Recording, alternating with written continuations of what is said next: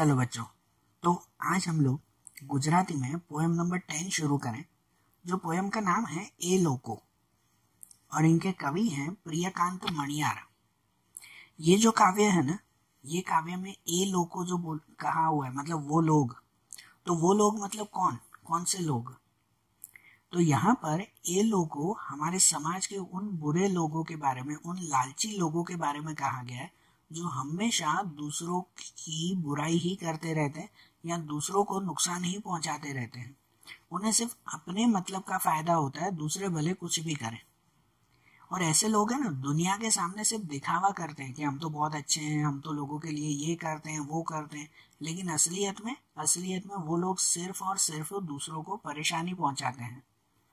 तो ऐसे ए लोग मतलब यहाँ पर जो है वो ऐसे बिजनेसमैन कहो कि वो जो है वो बिजनेसमैन, वो धंधे करने वाले लोग, कि जो लोग हमेशा गरीबों को लूटते हैं, ठीक है, गरीबों को लूटते हैं, वो लालची लोग, वो धोखा देने वाले लोग, तो उन्हें ये ए लोगों कहा हुआ है। एक एग्जाम्पल से बताऊं आपको, पता है जब भी कोई नेचुरल कैलिमिटी होती है ना, नेचुरल कैलिमिटी, कभी बाढ़ आ जाए या कभी और कुछ नुकसान हो जाए, तो समझो बाढ़ के समय में अक्सर ऐसा होता है कि अब हर किसी को जो है वो राशन का सामान और ये चीज़ें तो चाहिए ही होती है, तो सब दुकानों पर ना एकदम से भीड़ चली आती है, हो जाती है कि नहीं, भीड़ चली आती है। तब उस वक्त उन दुकान वाले को क्या करना चाहिए, क्या सब लोगों को चाहिए ना, तो अच्छी बात है यार, मैं जो है वो सबको फायदा दूंगा, मैं सबको बेनिफिट दूंगा, सबके लिए मैं जो है वो थोड़ी थोड़ी चीजें रखूंगा।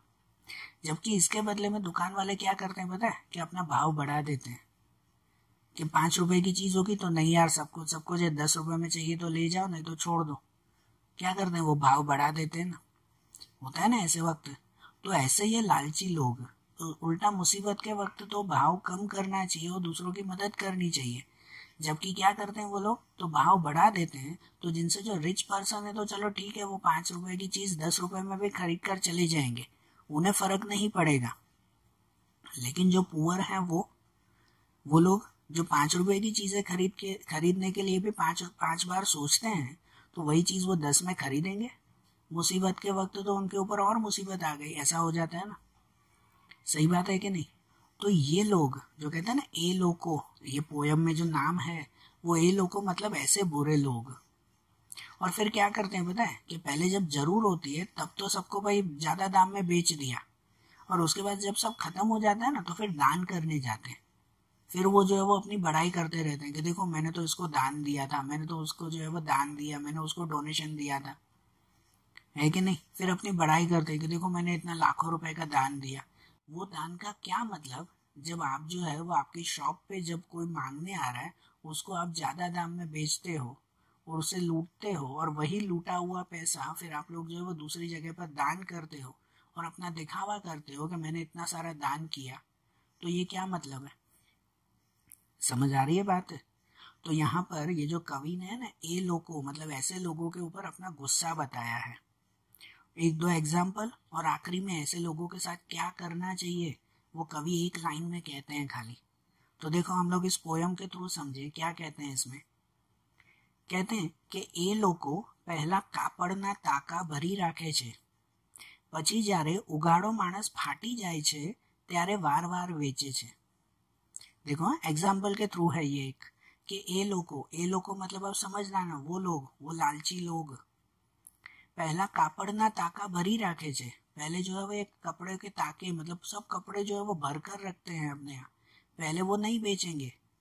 પછી જ્યારે ઉગાડો માણસ फाटी जाए छे, उगाड़ो मानस फाटी जाए मतलब कि जब गरीब इंसान मर जाता है, जब सब परेशानी खत्म हो जाती है, कहते हैं इंसान ही मर गया फिर क्या, त्यारे वार बेचे छे। और उसके बाद वार मतलब उसके बाद थोड़ा थोड़ा करके बेचते हैं या दान देते हैं। कहने का मतलब ये कि जब जरूर होती है ना, तब जरूर के वक्त वो लोग किसी को कुछ भी नहीं करते, फिर सामने वाला इंसान जब मर जाता है ना, तो फिर उसको थोड़ा सा दान देंगे, फिर उसको थोड़ी सी चीजें देंगे।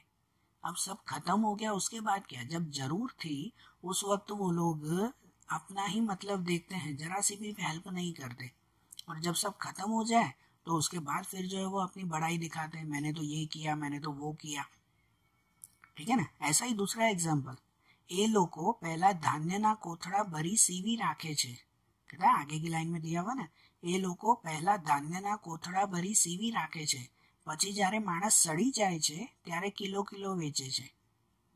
इसमें भी यही बात ना कि वो लोग पहले धान्यना कोथड़ा मतलब कि भाई जो है वो अनाज की थैलियां भर कर रख देते हैं, जब जरूर होती है तब लोगों को नहीं देते।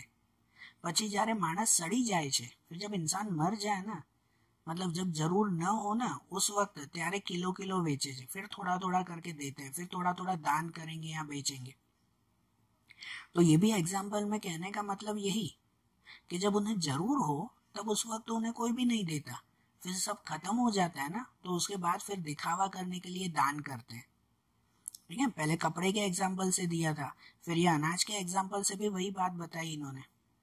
फिर तीसरा कहते हैं कि ये लोगों पहला औषधनी शीशियों संग्रही राखे छे।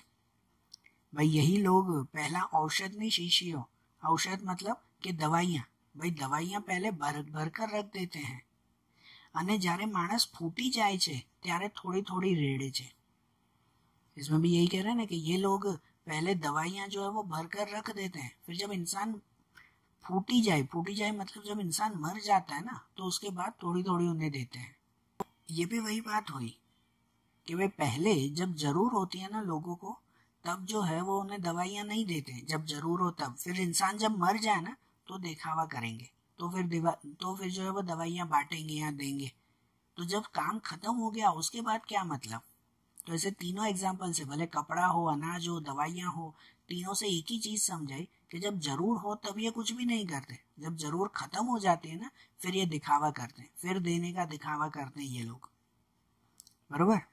तो इनके लिए अब देखो आखिरी लाइंस में ये क्या कहते हैं, कवि अपना गुस्सा कैसे बताते हैं।